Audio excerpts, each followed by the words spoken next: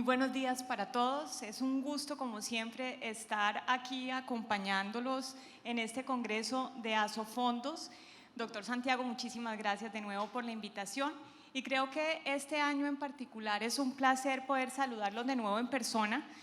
Estaba haciendo ahora el recuento, Santiago, de cuántos años llevábamos sin vernos.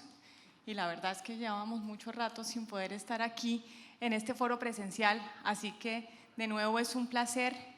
Creo que este tema que nos convoca, como siempre, es de la mayor importancia y recientemente pues, ha habido grandes discusiones, no solamente en Colombia, sino en el resto de la región, en torno a todos sus componentes. Escuchamos ya esta mañana unas reflexiones y datos, información interesante respecto a este tema pensional y tema laboral. Creo que no se nos puede nunca olvidar que estos son dos temas que están íntimamente relacionados. Yo tengo además el placer hoy de contar con un panel de lujo, quienes nos van a acompañar hoy y a quienes voy a presentar yo muy juiciosamente. Entonces aquí voy a arrancar por José Ignacio López. Denme un segundo, por favor, para yo no ir a decir cosas que no sean. En cuanto a la presentación, ay Dios mío, discúlpenme un segundo. Aquí estoy, José Ignacio López, director de Estudios Económicos de Corficolombiana, y aquí viene la parte que no me sé de memoria, economista de la Universidad de los Andes, magíster en Economía de la misma universidad, PhD en Economía de la Universidad de California.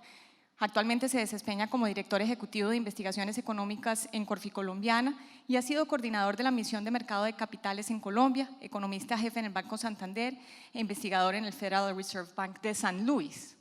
Luego seguimos voy a seguir en el orden en que se encuentran sentados, el doctor Roberto Steiner, codirector del Banco de la República, muy estimado y querido ex colega mío, miembro de la Junta Directiva del Banco desde octubre de 2019, ha sido director del Departamento de Investigaciones del Banco Central, director del CEDE de la Universidad de los Andes, director ejecutivo de FEDesarrollo, director ejecutivo alterno en el Fondo Monetario Internacional, miembro de varias juntas directivas, incluidas las de Ecopetrol y Bancolombia, y tiene numerosas publicaciones en Colombia y en el extranjero. Tiene un título en Economía de la Universidad de los Andes, un MA y un MPhil de la Universidad de Columbia. Y finalmente la doctora Juana Telles, economista en jefe del BBVA, economista de la Universidad Javeriana con máster y PhD en Economía de Queen Mary y Westfield College de la Universidad de Londres. Actualmente es economista jefe del BBVA Research para Colombia. Previamente se desempeñó como investigadora en temas macroeconómicos, monetarios y históricos en el Banco de la República, mi primera vecina de oficina en mi vida profesional, y como profesora asistente en el Departamento de Economía de la Universidad Javeriana. Bienvenidos, un placer estar aquí con ustedes. Nosotros nos han invitado hoy para que hablemos de qué viene en el panorama económico del país. Y en consecuencia nos pareció en la discusión, a la que en realidad lo que debimos haber puesto es un micrófono, porque ya se perdieron de buena parte de la discusión más interesante ahorita que la estábamos acabando de preparar, que era una buena idea arrancar de qué veíamos como punto de entrada, dónde estamos, un poco la descripción de la foto hoy, y para eso voy a arrancar dándole la palabra primero a Juana y a José Ignacio, si quieres Juanita primero, a que nos cuenten un poco la foto, dónde estamos arrancando esta discusión, y ahorita seguiremos con Roberto. Ok, bueno, Ana Fernanda, gracias. Un gusto estar con mis compañeros de panel y bueno, buenos días a todos. Efectivamente estuvimos pensando mucho cómo arrancar el panel y la idea es un poco ver dónde estamos.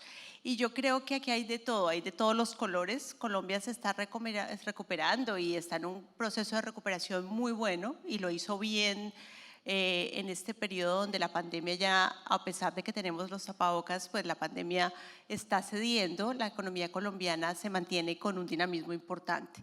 Yo digo que estamos aprovechando esa ola de crecimiento de final de año y que ya se está sintiendo algo de desaceleración. Y aquí quiero hacer un énfasis que se está sintiendo algo de desaceleración en el tema de inversión y que nosotros creemos que se va a seguir sintiendo esa desaceleración, y eso es un tema que hay que tener en cuenta.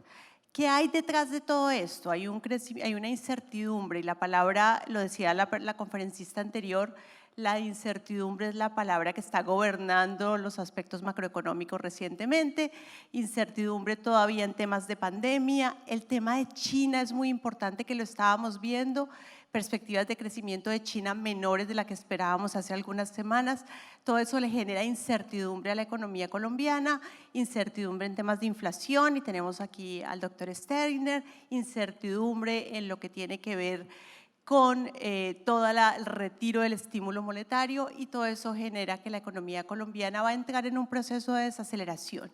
Y una desaceleración que creo yo es una desaceleración saludable, porque el crecimiento que hemos visto en la última parte, digamos, del tiempo, es un crecimiento muy basado en consumo, y el consumo está bien, recuperamos el consumo con el ahorro que teníamos, pero es un aumento muy dinámico del consumo que debería ir tornándose en un cambio más hacia menos consumo y más inversión, un crecimiento más sostenible es lo que necesita la economía colombiana. Entonces, este año vamos a crecer cerca de 4 o 5, José Ignacio les contará la cifra que tienen ellos en Corfi, pero en general lo que vemos es que sería un 4 o 5 y un crecimiento más cercano a 2,5 el año entrante. Entonces, hay una desaceleración con muchísimos retos. Y yo creo que aquí paro un poco para darle la palabra a José y que vayamos un poco mirando cómo van los temas macro. Muy bien. Bueno, Ana Fernanda, muchas gracias. Muchas gracias, Santiago, por la invitación. Un gusto estar con ustedes. Bueno, yo quiero hablar brevemente de 3 cosas, como para darle un contexto, y seguramente vamos a hablar a lo largo del panel de muchos temas, pero me quiero centrar en 3 temas. El primero es el contexto externo, y digamos, afortunadamente, Catherine ya hizo una buena tarea, pero yo quería enfatizar el tema de, estamos viendo unos temas o una coyuntura bien difícil a nivel internacional. Catherine hizo énfasis en, por lo menos en la parte que vi, en la desaceleración eventual de la economía de Estados Unidos, quizás también la desaceleración de China, pero finalmente estamos viviendo un proceso de conflicto bélico que no hemos visto en tiempos recientes, que tiene para mí un grado de incertidumbre muy grande. Catherine decía que el riesgo más grande que ella ve es el aumento de las tasas de interés en los Estados Unidos y la normalización de política monetaria con el ajuste de la hoja de balance. Y quizás yo diría que concuerdo con ella en términos de riesgo, porque quizás el efecto que va a tener sobre la economía mundial va a ser muy grande y sobre los mercados financieros. Pero finalmente es un proceso que conocemos. Estaba haciendo cuentas y no me alcanzó el tiempo para hacer un recuento de todos los ajustes de política monetaria de Estados Unidos, 65, 67, 71, 72, 74, etc. Es un proceso conocido. Es un proceso de riesgo, pero en el concepto de riesgo hay esa diferencia entre riesgo e incertidumbre. Creo que lo más incierto, si bien eso puede ser lo más riesgoso, lo más incierto es qué pueda pasar con el conflicto en Rusia y Ucrania. Cuando tenemos a un dictador que eventualmente, si se siente muy acorralado, podrá hacer algo que no está en nuestros planes. Entonces, bueno, esta semana el Fondo Monetario publicó su informe, insignia de perspectivas de la economía mundial, y ellos hablaban del efecto, en inglés creo que es más preciso, de far and wide, a lo largo y a lo ancho, el efecto del conflicto en Ucrania en la economía global. Y claramente pues eso ya está teniendo una disrupción importante. Algunas cifras: Rusia es el principal exportador del mundo de petróleo, es el 4º principal exportador de gas natural licuado, participa en 14% de la producción de níquel, de aluminio, es gran exportador de fertilizantes, ahí tenía las cifras, las anoté, 14% de urea, fosfato diamónico, que es el DAP, 14%, el cloruro de potasio, 21%. Entonces, estamos en un contexto externo con el riesgo de normalización de política monetaria, un choque de inflación muy alto y una disrupción muy importante en el mercado de materias primas. Y eso, digamos, es como el gran contexto. Tenemos un reto muy importante y es el choque inflacionario. Ahora quizás acá con Roberto pues vamos a hablar del tema, pero yo mi segundo punto era quizás el riesgo de la fiscalización del choque inflacionario.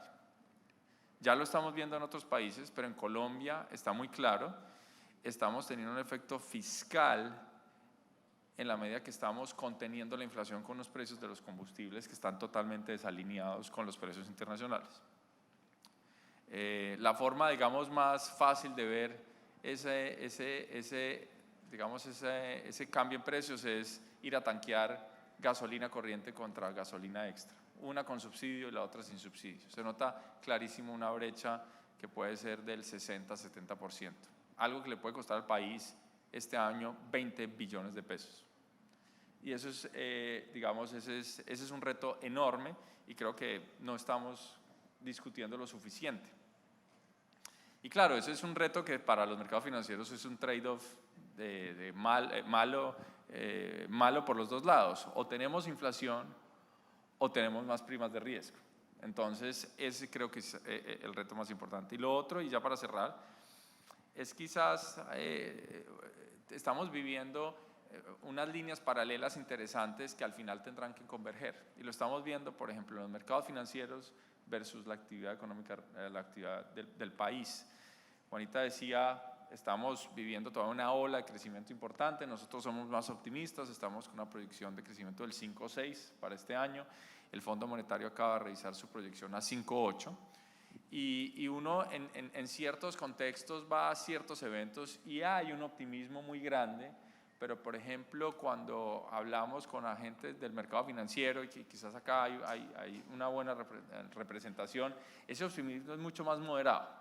Entonces la pregunta es ¿en qué momento nos vamos a reconciliar? ¿En qué momento la actividad económica va a empezar a mostrar más preocupaciones o los mercados financieros pues van a mostrar unos niveles digamos de estrés menor? Y simplemente hago la cifra, nosotros en Corficolombiana producimos el índice de deuda pública, ¿sí? Que trata de replicar un portafolio de TES. Ese índice desde junio del año pasado ha caído más del 16%. Es una caída que no se dio ni siquiera en el momento más álgido de la pandemia. Es decir, en la pandemia tuvimos una caída del 13% y se recuperó rápidamente. Y desde ahí hemos tenido una depreciación de los títulos de esa magnitud. Entonces, ahí hay un divorcio entre estas dos visiones. Hay una economía que está creciendo de forma desbalanceada entre el consumo y la inversión. El consumo frente a prepandemia ya se recuperó 14%. Es decir, el consumo de los hogares está hoy en día es 14% superior al que ya había antes de la pandemia. La inversión está 11% abajo. Entonces nosotros hemos hablado del símil de un avión que anda con dos motores desbalanceados. Entonces ese es el gran contexto y yo paro por ahí para seguir la discusión con otros temas. Yo voy a hacer entonces un giro leve en el sentido en que pareciéndome importante tener como ya un par de fotos, además por virtud pues, de sus oficios, de cómo vemos esta escena macroeconómica, meter dentro de la discusión un elemento que es fundamental y es en particular fundamental por donde estamos hoy en nuestro proceso democrático y además por el contexto global donde creo que ha habido una gran cantidad de agitación en cuanto a las instituciones. Muchas de ellas están cambiando en los países de la región, muchas muy cercanas, entre otras cosas, al corazón de este Congreso. Y quisiera arrancar entonces escuchando a Roberto sobre esas instituciones en Colombia y voy a arrancar pues por la obvia y pertinente para su oficio, que es, vamos a llamarla la monetaria y macrofinanciera, es decir, toda esta institucionalidad que cobija no solamente el diseño e implementación de la política monetaria, sino también este panorama macrofinanciero. Escuchamos esta mañana ya al superintendente varias reflexiones muy interesantes, además incluso saliendo un poco del ámbito puramente financiero, y creo que es interesante que volvamos de nuevo con el ánimo de ver qué sí tenemos, qué hemos construido, Roberto.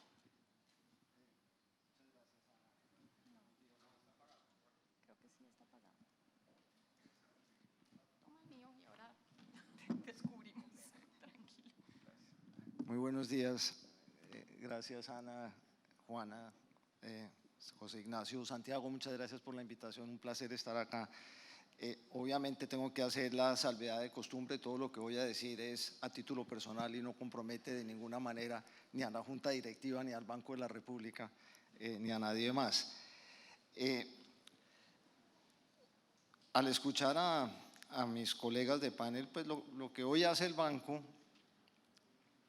pues no es demasiado extraño. La economía crece a tasas interesantes, desbalanceada, como dice José Ignacio, y la inflación es mucho más alta de lo que quisiéramos que fuese, y por lo tanto el banco se ha embarcado en un proceso de aumentar las tasas de interés. Y evidentemente pues es más divertido ser banquero central cuando uno baja las tasas de interés que cuando las tiene que subir. Eso creo que es de perogrullo.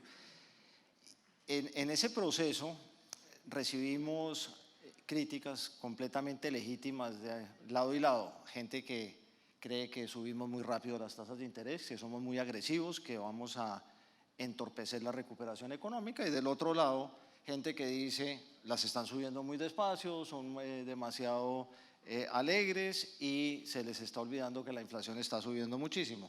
Yo creo que esa es la crítica totalmente legítima, son las discusiones obvias que se tienen que dar.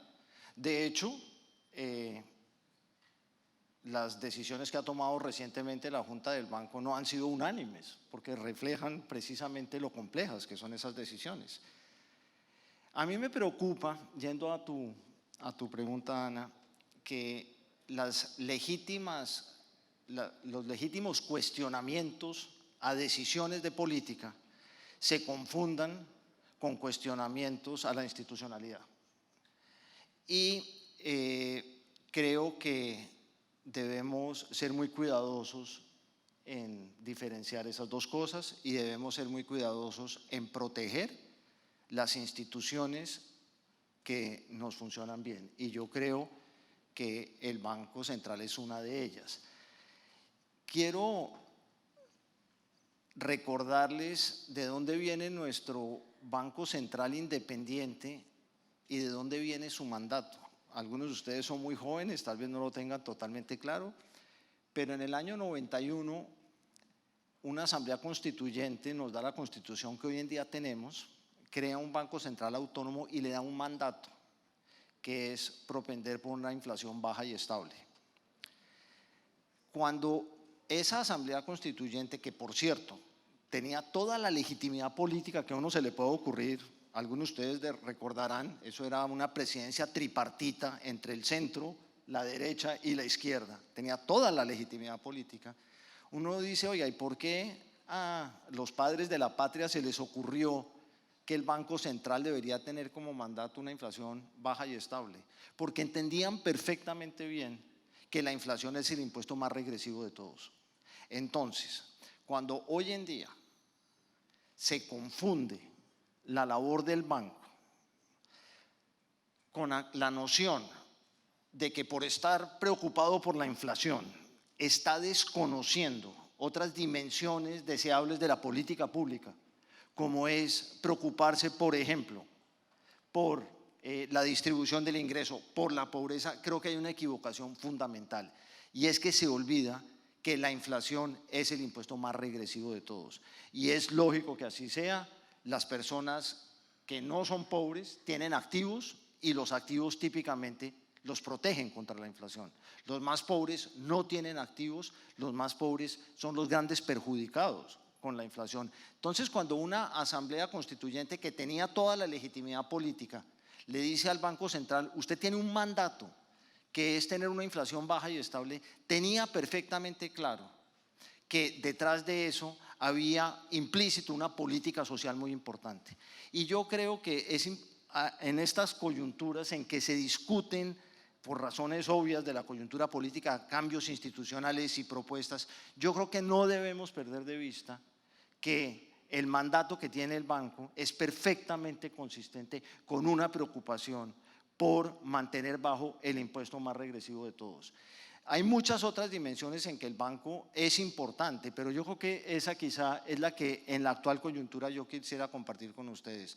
No olvidemos que esta noción de propender por una inflación baja y estable no se le ocurrió a 5 tecnócratas que están sentados en la Jiménez con séptima de espaldas al país. Eso es una gran equivocación. Este es un mandato que nos dio una asamblea constituyente que tenía y hoy debemos respetar toda la legitimidad política. Nosotros estamos comprometidos con un mandato que nos da la Constitución, una Constitución que tiene toda la legitimidad política y que ojalá preservemos en las dimensiones en que conviene preservarla, incluida la institucionalidad del Banco Central. Eso no quiere decir, y por donde empecé, que las políticas que toma el banco no sean materia de discusión, que no sean, por supuesto, ni más faltaba que nos creyéramos los dueños de la verdad absoluta. Nos podemos equivocar, tratamos de hacer lo mejor posible nuestro trabajo, recibimos críticas de lado y lado,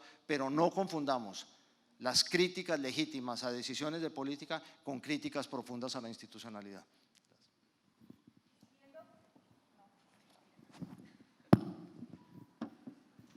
Y siguiendo entonces con otros pilares institucionales en los temas macroeconómicos, voy a ir a uno que han tocado tangencialmente y aquí quisiera escucharlos a los tres, y es que la institucionalidad fiscal. Tenemos una nueva regla fiscal que apenas estamos empezando a conocerla. Muchas veces yo creo que cuando uno no está metido en estos temas, pues hay ciertos cambios, hay una ley y uno piensa que vamos a sentir algo inmediatamente, pero la verdad es que estas realidades se demoran en construirse, entre otras cosas, para uno lograr saber si las cosas funcionaron, falta tiempo. Pero es uno de los pilares sobre los cuales nos paramos para contestar estas preguntas, de qué viene en términos económicos para el país. Quisiera escucharlos a los tres y, dado que ya José Ignacio tocó el tema, yo quiero que todos, por favor, si pudieran, darnos un poco de luz sobre este tema del FEPEC, que es la forma de hablar de la preocupación de cuál es esa deuda que estamos acumulando y qué tanto nos debe preocupar, qué tanto la conocemos, qué tanto la estamos reflejando, por ese trade-off que mencionabas entre inflación y primas de riesgo, porque ahí en ese subsidio que se está dando al precio de los combustibles tenemos una preocupación latente. Quisiera escucharlos a los tres, si les parece, en el orden en el que están sentados. José Ignacio, arrancamos. Muy bien. Bueno, rápidamente, porque pues es una pregunta muy gruesa, yo diría, Colombia se caracterizó por ser un país fiscalmente ortodoxo, y ese fue, digamos, como uno de los grandes activos históricos. Desde la Constitución de 1991 hemos estado siempre a gatas para asumir las nuevas responsabilidades del Estado. Hace un par de años, cuando estaba en la Universidad de los Andes, escribí un artículo en La Silla Vacía que decía: cambiamos el modelo de Estado, pero no cómo financiarlo. Y paradójicamente fue la industria petrolera la que sistemáticamente ha logrado ir llenando los huecos fiscales, y aún así no hemos podido solucionar el tema fiscal. Entonces llevamos muchos años hablando del tema fiscal. A pesar de eso, diría que la institucionalidad fiscal del país es bastante buena. Creo que los cambios a la regla fiscal, como quedaron en la ley de inversión social, son bastante positivos. Es una mejora en el diseño de la regla. Creo que tener el Comité Autónomo de la Regla Fiscal, el CARF, es una mejora también enorme en la institucionalidad del país. El tema es que vamos a pasar por agua bien turbulenta en materia fiscal en los próximos años. Entonces, ahí habrá que resistir las tentaciones de volver a reinventar la rueda y un poco amarrarse a ese mástil y decir, bueno, pasemos la tormenta porque va a ser difícil. Entonces yo diría que el país tiene, una institucionalidad buena; dos, tiene unos retos enormes precisamente porque no hemos podido terminar de financiar unas necesidades, ahora las llamamos presión de gasto, pero son nuevos compromisos que asumió el Estado desde la Constitución del 91. Y pues creo que esos son como los retos. Ahora, en la coyuntura, y ya la pregunta lo menciona, tenemos un déficit creciente en la medida que estamos subsidiando el precio de los combustibles. Yo creo que lo primero es, seguramente soluciones tenemos que inventarnos, pero creo que el paso preliminar es simplemente comunicar bien y que el país entienda bien qué es lo que estamos haciendo, ¿sí? Y luego uno podrá tener una discusión en democracia de, bueno, ¿cómo solucionamos el tema? Es bien difícil la discusión porque estamos en un entorno con alta inflación. Los hogares más vulnerables están teniendo una inflación superior al 10% y probablemente va a seguir incluso aumentando. Entonces, sabemos que estos subsidios a los combustibles son en general regresivos porque se los apropian los hogares de mayores ingresos, pero también es cierto que puede ser que para muchos hogares, digamos, de clase media o incluso hogares vulnerables, hay una fracción importante de su presupuesto que va a ese consumo. Y aquí pasa un poco con las discusiones que tuvo el país infortunadas con el tema del IVA, ¿sí? a los alimentos. Pasa exactamente lo mismo. Entonces es una discusión, difícil, en un momento muy difícil, porque la coyuntura es compleja por la inflación. Entonces yo diría, lo primero es, hay que abrir esa caja y explicarle al país el nivel del subsidio que estamos teniendo. Y luego, pues yo creo que hay que buscar un diseño que de alguna manera gradual, pues somos el país finalmente gradualista, y no vamos a hacer un ajuste, pensar que ahora vamos a pasar de 9.000 a 16.000 pesos por barril, pues creo que sería muy improbable, pero pues tener un ajuste gradual de ese subsidio. Y pues yo creo que ahí la institucionalidad del Ministerio de Hacienda, el marco fiscal de mediano plazo, donde probablemente va a haber ya algún tipo de solución, en el debate político, incluso el Comité Autónomo de la Regla Fiscal, pues yo creo que en esa institucionalidad deberíamos ir avanzando en esa discusión. Freno por ahí. ¿Funciona? Ahora sí. No, ese tema es crítico, Ana, el tema de los subsidios a los combustibles. Claramente es en principio un subsidio muy regresivo, eso no hay duda. Tampoco pues es el tipo de política que conduzca a un país más verde cuando uno subsidia el consumo de la gasolina, pero es obvio que para los hogares más pobres implica unos costos que sería ingenuo dejar de lado. Uno puede pensar, por ejemplo, en subsidiar el transporte en vez de subsidiar los combustibles. Eso es algo que es razonable. Colombia no es el único país del mundo que está subsidiando los combustibles. Ya vimos lo que pasó en Perú cuando tratan de corregir esa distorsión, de manera que hay unas realidades políticas que sería totalmente ingenuo desconocer. Creo que José Ignacio tiene razón. Yo creo que más que criticar la política o tacharla de insostenible, lo importante es hacer claridad sobre ella y que el país entienda qué es lo que está en juego. Creo que la nueva institucionalidad fiscal va a ayudar a eso. Yo soy un firme convencido de que el país hizo un gran avance en los cambios que le hizo a la regla fiscal, en la ley de financiamiento. Yo antes de entrar a la Junta del Banco estaba en el comité de la regla fiscal, de la vieja regla fiscal. Esa regla fiscal tenía todo tipo de problemas, empezando por el comité. Bueno, aquí estaba Juan Pablo Córdoba, que preside el nuevo comité. A mí me tocó un comité que no tenía ninguna capacidad técnica. Nosotros éramos simplemente unos personas cercanas al ministro de Hacienda que nos reuníamos, mirábamos los datos que nos daba el Ministerio de Hacienda y dábamos unos avales aquí y allá, con unos comentarios aquí y allá, pero sin ninguna independencia, sin ninguna capacidad técnica. Eso ha cambiado radicalmente. Hoy hay un equipo técnico de primer nivel que va a ser capaz de hacer un análisis técnico independiente para que el comité dé una visión independiente de la política fiscal. Entonces es un avance tremendo. Segundo, y aquí entro en asuntos más técnicos, la vieja regla fiscal no tenía un ancla en deuda. Entonces nos sacamos pecho durante 10 años de que cumplíamos todos los años con la regla fiscal porque se cumplía con el déficit estructural que estaba en la ley, pero en ese proceso la deuda pública pasó del 20% del PIB al 45% del PIB. Grave. Hoy en día la nueva regla tiene un ancla en deuda y eso es muy conveniente, pero no todo es perfecto. En el país del gradualismo quedan cosas por corregir y una de las cosas que no están claras es qué pasa con el FEPEC, porque el FEPEC es un IOU del gobierno de Ecopetrol, fundamentalmente, y eso no es deuda pública explícita.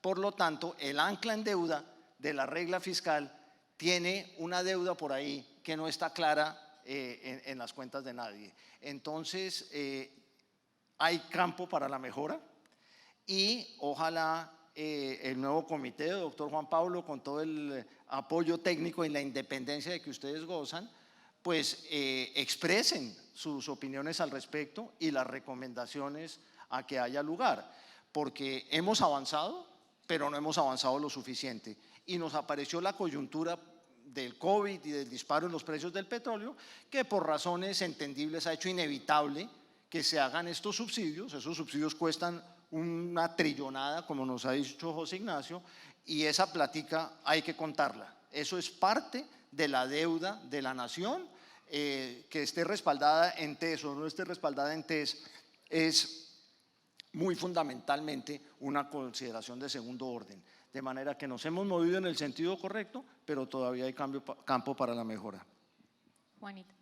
Perfecto, yo creo que después de mis compañeros de panel, yo quisiera hacer una visión. Estoy completamente de acuerdo que hay un avance gigante en la institucionalidad fiscal con esta nueva manera de operar y con el CARF, pero yo creo que hay que hacer una discusión estructural importante, porque lo que estamos viendo en Colombia, y lo decíamos hace un poco, es un exceso de gasto. En términos fiscales hay un gasto que ha crecido muchísimo y tenemos que preguntarnos cuál es el tamaño de Estado que quiere Colombia, ¿no? ¿Cuál es el Estado que somos capaces de financiar? Pero primero hay que preguntar qué Estado queremos.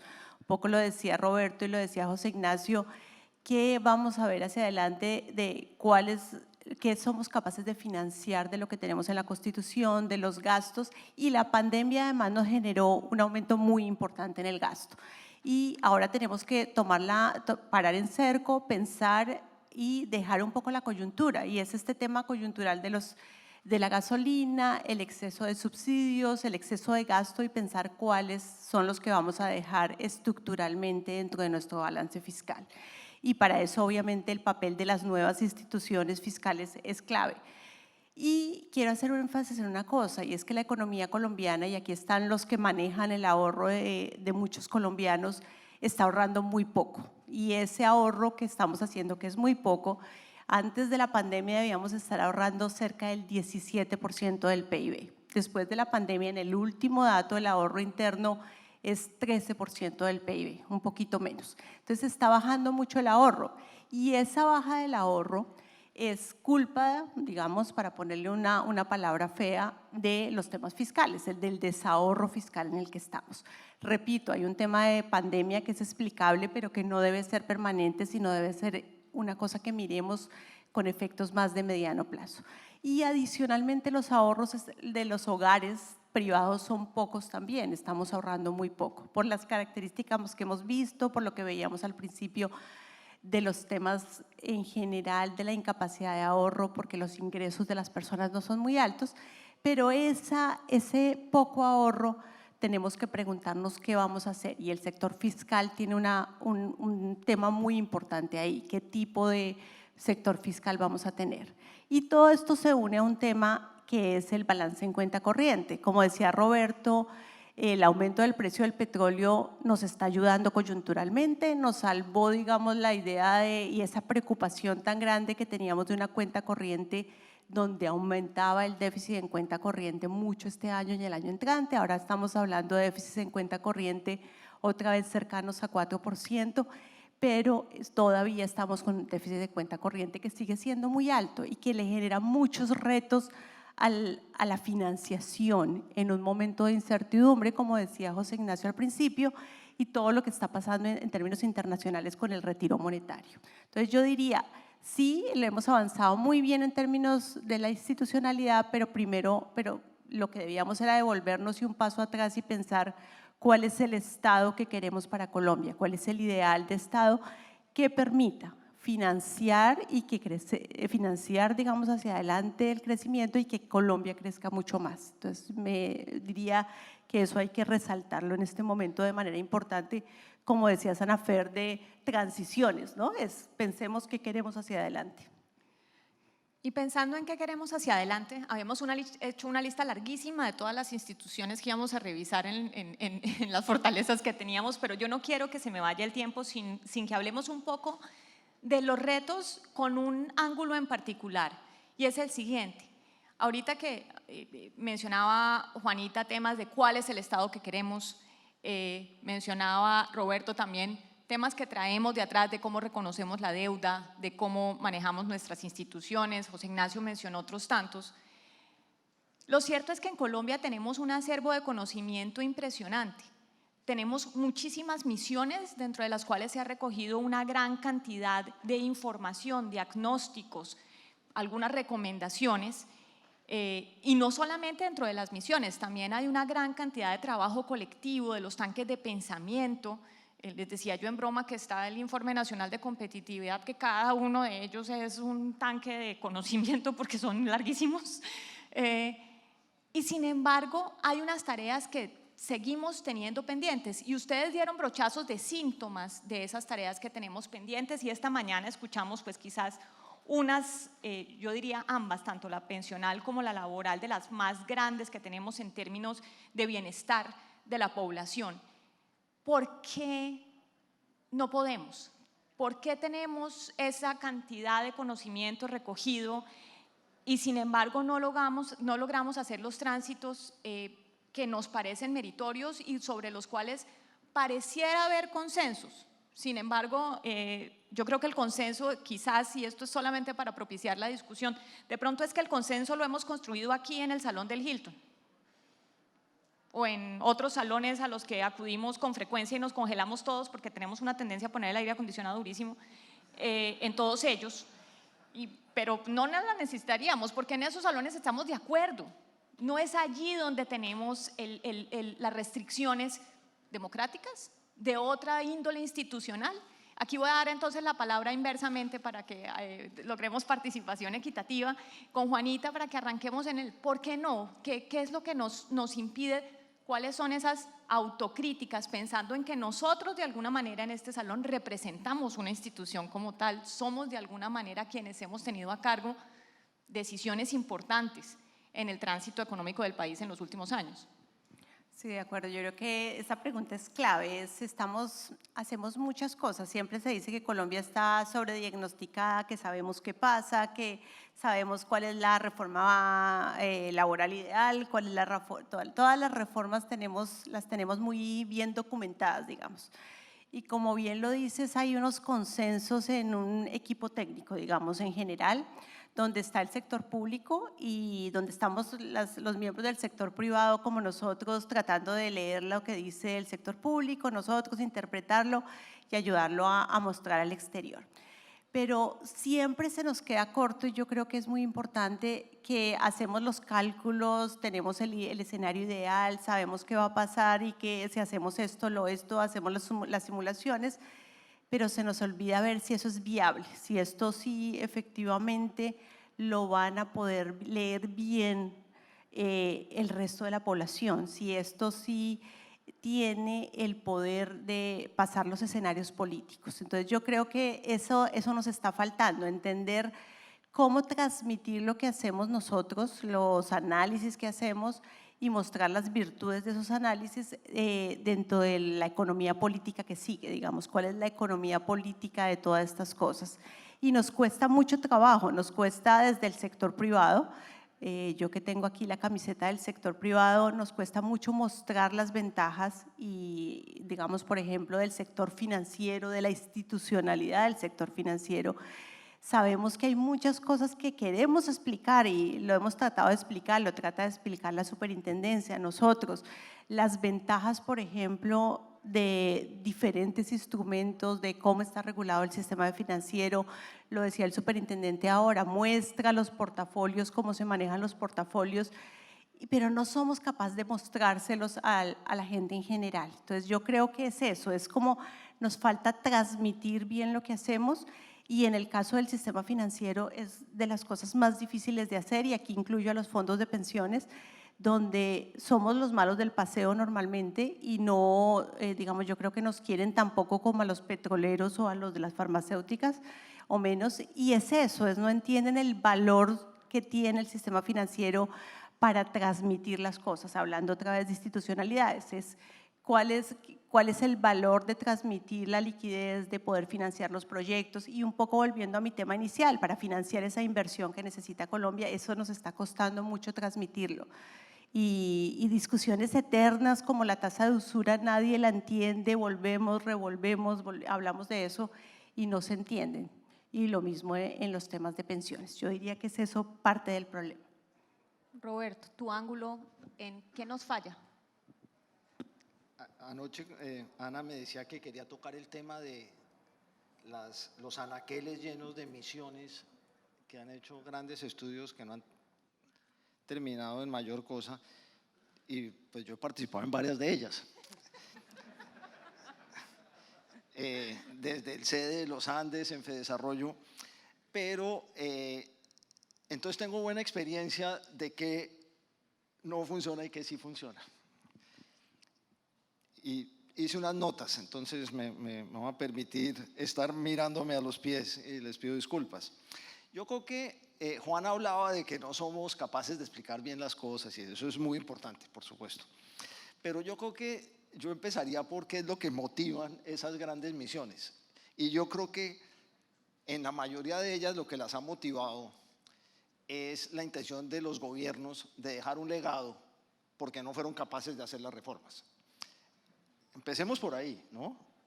Como no pude hacer nada, por la razón que sea, porque el Congreso no me funcionó, porque la razón que sea, entonces dejo una misión. Yo creo que cuando esa es la motivación, pues empezamos con el pie izquierdo. Y he participado en varias que han funcionado así. Pero participé en una que fue muy exitosa, que probablemente ninguno de ustedes conoce. Bueno, no, acá sí hay gente que lo conoce, por supuesto, pido disculpas, que fue la misión de infraestructura del año 2012. Debe ser la menos conocida en el amplio público. Y esa es una misión que el presidente de la República juntó a 8 o 10 personas cercanas a él, abogados, economistas, ingenieros, y esas personas decidieron que necesitaban un secretario y me escogieron a mí. Entonces yo llegué ahí de carambola a ser el secretario de esa misión. Esa misión fue de bajo perfil, esa misión era interdisciplinaria, pero tenía un mandato y era llevarle al presidente de la República un proyecto de ley que pudiera sacar adelante en el Congreso.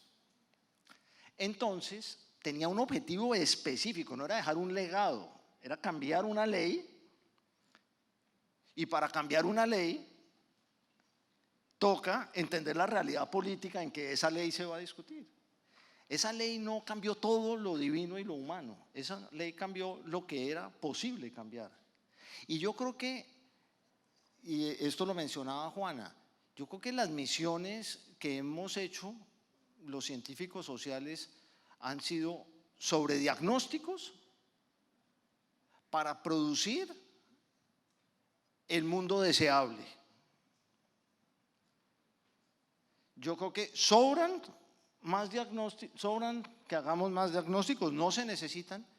¿Y a quién le interesa una propuesta de lo deseable? Lo que necesitamos es propuestas de lo posible. Aquí lo que ha faltado en todas las misiones es incorporar elementos de economía política. Esto no puede ser que nos reunamos los tecnócratas a revisar qué es lo que hay en Colombia, cuál es la mejor práctica en el mundo y simplemente poner flechitas de estamos acá, tenemos que llegar acá. Yo creo que ha faltado una incorporación del elemento de economía política, pero no solo porque quienes participan de esas misiones fallan o son muy ingenuos. Repito, es que el mandato tiene que venir de arriba para abajo, tiene que haber un compromiso del gobierno que comisiona una misión de que quiere sacar algo adelante, porque si el compromiso es dejar un legado, pues entonces nos vamos a seguir llenando los anaqueles y vamos a cambiar muy poco en este país. Y muchos de ustedes lo saben, Santiago, los fondos de pensiones, por supuesto, Los cambios que se lograron con la ley de infraestructura fueron importantísimos, importantísimos. ¿Se logró cambiar todo? No. ¿Qué no se logró cambiar y que es hoy todavía un impedimento importante al desarrollo de infraestructura? El tema de las consultas a las comunidades. Eso es un tema complejísimo y ni más faltaba que esa misión hubiera dicho: hay que cambiar las consultas a las comunidades. Pues escribir eso es muy sencillo, vaya y hágalo. Pues era tan complejo hacerlo que los comisionados en su humildad dijeron: no vamos a proponer eso, porque eso no tiene ninguna viabilidad política. Ese es un trabajo que todavía está por hacerse, que no necesita mucho diagnóstico, que necesita pues que se den las condiciones políticas para que eso se pueda hacer en ese momento. Esa misión no recomendó eso, pero todo lo demás que recomendó la misión de una forma u otra se hizo, y yo creo que el país ha sacado grandes frutos de eso, y ojalá esa fuera la lógica con que se planteen todas estas misiones: un mandato a hacer algo rápido, ágil, que conduzca a un proyecto de ley que pueda surtir efecto en el Congreso, para lo cual tiene que recoger las realidades políticas y todos los temas de economía política que en estos cuartos fríos que tú mencionas se nos suele olvidar por completo. Como José Ignacio es el tercero en esta ronda, le voy a poner una carga adicional. En este Congreso, típicamente en el lado izquierdo del salón para ustedes, en el lado derecho del salón para mí, creo que con gran fortuna y buen tino siempre nos ha acompañado bastantes invitados, de hecho, del Poder Legislativo.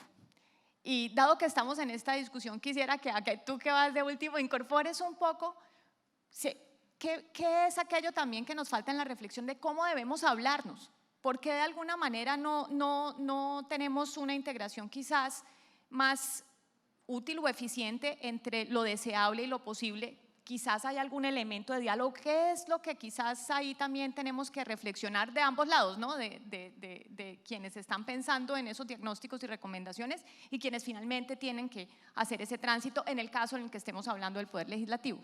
Ya, amablemente. Bueno, como si no fuera fácil la primera tarea, voy a arrancar con la reflexión del aire acondicionado, que me parece muy importante. He tenido la fortuna de venir a varios de estos eventos y similares, y además del aire, parece que nos quisiéramos conservar un poco en frío, ¿no? Ponemos un aire bien alto y conversamos los mismos temas una y otra vez. Entonces, la reforma pensional, en este contexto, la reforma laboral, que obviamente es muy importante también para el tema pensional, la reforma tributaria, y seguimos circulando los mismos temas en los anaqueles. Yo creo que también nos hace falta quizás no solo movernos un poquito y que el aire no sea tan congelante, sino pensar que no estamos diagnosticando bien. Estoy muy de acuerdo con Roberto y con Juana hay que mirar el tema de la economía política. Por ejemplo, y eso nos saca un poco de la zona de confort, porque si estamos pensando en una reforma financiera, como se mencionaba esta mañana, o estamos pensando en una reforma pensional, hay que ir más allá de los temas meramente técnicos y preguntarse qué está pasando en el tema de la economía política y en lo político. Y el país tuvo un cambio enorme con la Constitución de 1991 de la configuración política, que quizás no hemos logrado entender bien, que cambió los incentivos, la forma de hacer política, los partidos políticos, y en general ha venido con una fragmentación que el país tradicional o ese país técnico no estaba acostumbrado. Y hablábamos con Roberto que era muy distinto una misión o lo técnico cuando vivíamos en el Frente Nacional, que quizás con un grupo pequeño de actores se concertaba algo, a un país donde la fragmentación política, los incentivos, el quehacer político ha cambiado mucho. Entonces yo creo que hemos sobrediagnosticado quizás en lo técnico muchos aspectos, pero en lo otro creo que nos hace falta un diagnóstico enorme. El otro reto, que es incluso es más general que el primero, es, y Moisés Naim tiene un libro que se llama The End of Power, que hace el final del poder, que hace muy bien ese diagnóstico, es que estamos viendo a nivel global una caída en las barreras que permiten que la discusión sea más, digamos, más plural, que los agentes de poder tengan más restricciones. Roberto mencionaba la capacidad de hacer veto de reformas. Hoy en día la capacidad de hacer veto de reformas es mucho más plural, es mucho más grande. Y es un problema, digamos, no solo en Colombia, sino a nivel global, ¿sí? Y repito, el trabajo de Moisés Naim así lo muestra. Entonces, en ese contexto, creo que pensar que con las misiones, si no pensamos la economía política, si no pensamos que la discusión es más abierta, pues creo que va a ser muy difícil realmente tener algún tipo de transformación. Y de hecho, y lo mencionábamos, por ejemplo, el tema pensional. Hoy lo vemos en las redes sociales, la gente lee 2 o 3 blogs y ya quiere participar de la discusión pensional, ¿sí? Y nosotros como digamos, acá los expertos que han pensado estos temas pensionales, ¿cómo respondemos frente a eso?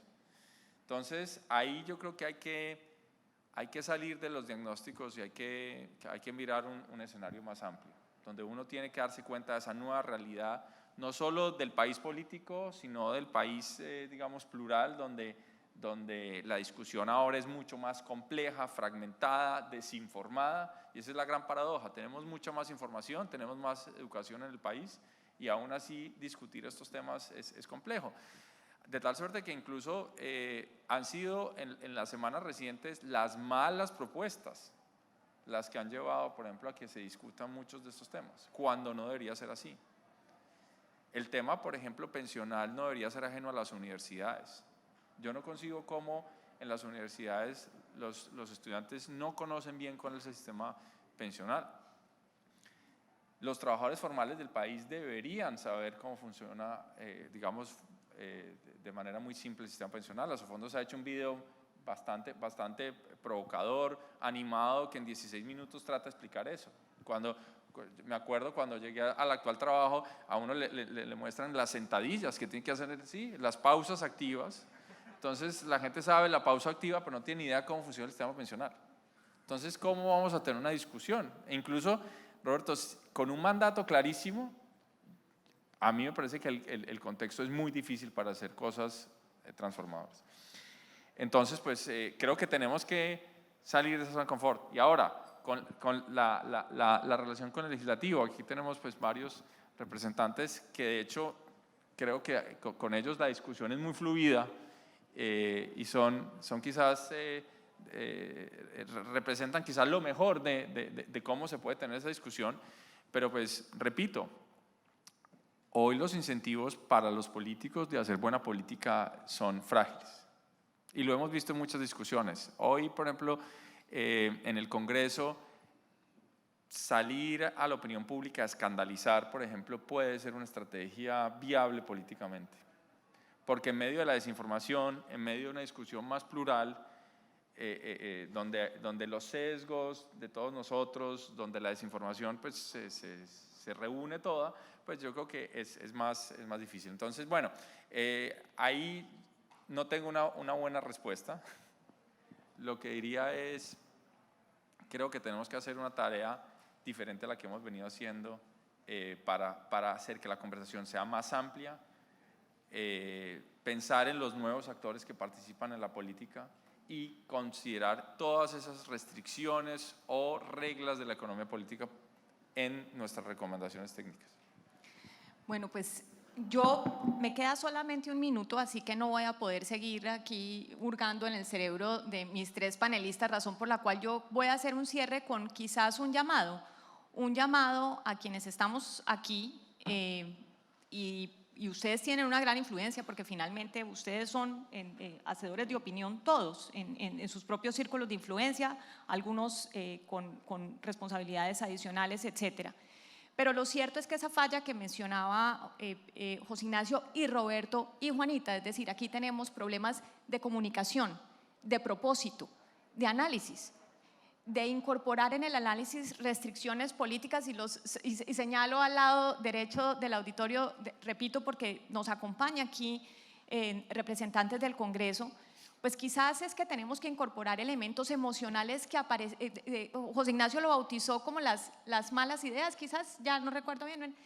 Las malas ideas aparentemente están tocando esas emociones, están buscando esas emociones para despertarlas y que nos lleven a sitios donde lastimosamente no vamos a llegar a mejorar la vida de las personas, que yo creo que al final es el problema sustancial. Cuando hablamos de buena política, no hablamos de buena política porque a mí me parezca que eso me hace sentir particularmente inteligente. Es porque en última instancia se ha recogido a lo largo de los años y mirando otras experiencias en el mundo que esas políticas mejoran la vida de las personas.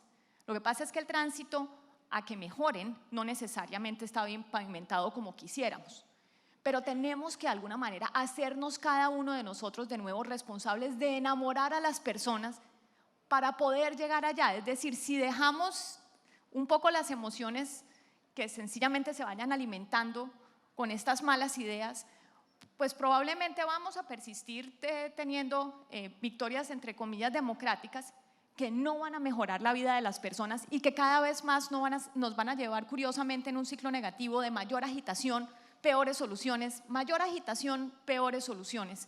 Y yo creo que como tantos otros momentos, porque la verdad es que si este congreso fuera hoy o fuera en 6 meses o hubiese sido hace un año, siempre es un buen momento para que tratemos de pensar cómo es que tenemos que liderar. Uno no lidera las cosas agradables, no se requiere un gran líder para que nos vayamos todos de paseo.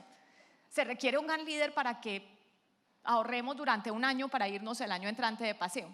Y creo que ese rol de liderazgo nos compete a todos y quizás la invitación es de nuevo reflexionar en cómo es que en ese liderazgo hoy tenemos que incorporar unos factores de emocionalidad, los que no estamos acostumbrados, los que aprendimos a ser, esa palabra es un poco horrible, pero tecnócratas hace muchos años, y así como todo el mundo ahora tiene que reinventarse y como estamos en unos procesos de transformación tan acelerada, pues quienes tenemos estos roles de responsabilidad, y somos todos los que estamos en este salón, tenemos que reinventarnos para llamar esa emocionalidad, ojalá en torno a las ideas, entre comillas, buenas. Así que muchas gracias y muchas gracias a ustedes.